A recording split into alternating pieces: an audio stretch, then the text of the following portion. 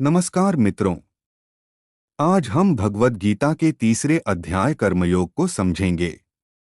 महाभारत के युद्ध भूमि में जब अर्जुन मोह और भ्रम में पड़ जाते हैं, तब अर्जुना भगवान से पूछते हैं, अगर ज्ञान सबसे श्रेष्ठ है तो फिर मुझे युद्ध जैसे कर्म करने के लिए क्यों कहा जा रहा है।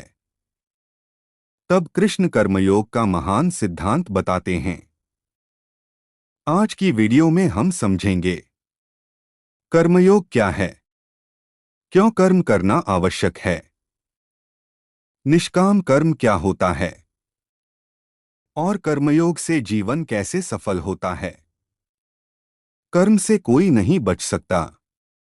भगवान कहते हैं, श्लोक 3.5, कोई भी मनुष्य एक क्षण भी बिना कर्म किए नहीं रह सकता। अर्थ, प्रकृति के गुण हमें लगातार कर्म करने के लिए प्रेरित करते हैं। उदाहरण, सांस लेना भी कर्म है, सोचना भी कर्म है, बोलना भी कर्म है। इसलिए कर्म से भागना संभव नहीं है। समस्या कर्म में नहीं है, समस्या कर्म के फल की आसक्ति में है। निष्काम कर्म का सिद्धांत भगवान कहते हैं, श्लोक 3.9, यज्ञ के लिए किए गए कर्म के अलावा सभी कर्म बंधन पैदा करते हैं। इसका मतलब, अगर हम स्वार्थ के लिए काम करते हैं तो कर्म हमें बांध देता है, लेकिन अगर हम कर्तव्य समझकर काम करें, भगवान को समर्पित करके करें, फल की इच्छा न रखें, तो वही कर्म योग बन जाता है। इसे ही कहते हैं कर्मयोग। समाज के लिए कर्म आवश्यक है। भगवान कहते हैं, श्लोक 3.20, राजा जनक जैसे महान लोगों ने कर्म करके ही सिद्धि प्राप्त की। इसका मतलब, महान व्यक्ति भी कर्म करते हैं ताकि समाज को सही मार्ग दिखा सकें। महान लोग उदाहरण बनते हैं। श्लोक 3.21, श्रेष्ठ पुरुष जैसा आचरण करता है, सामान्य लोग भी वैसा ही करते हैं।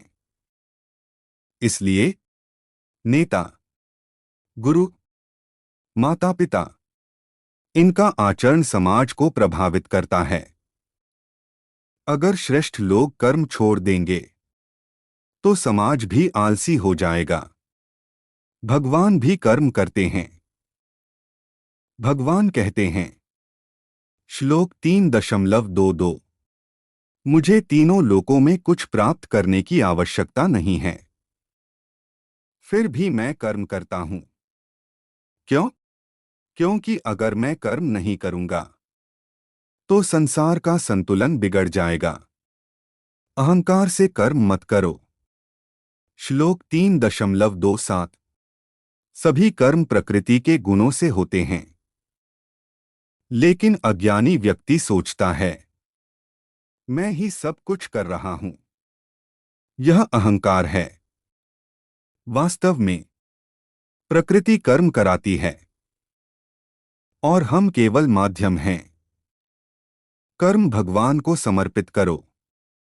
श्लोक 3.30, भगवान कहते हैं, अपने सभी कर्म मुझे समर्पित करके, आसक्ति और अहंकार छोड़कर अपना कर्तव्य करो, तभी मन शांत रहेगा।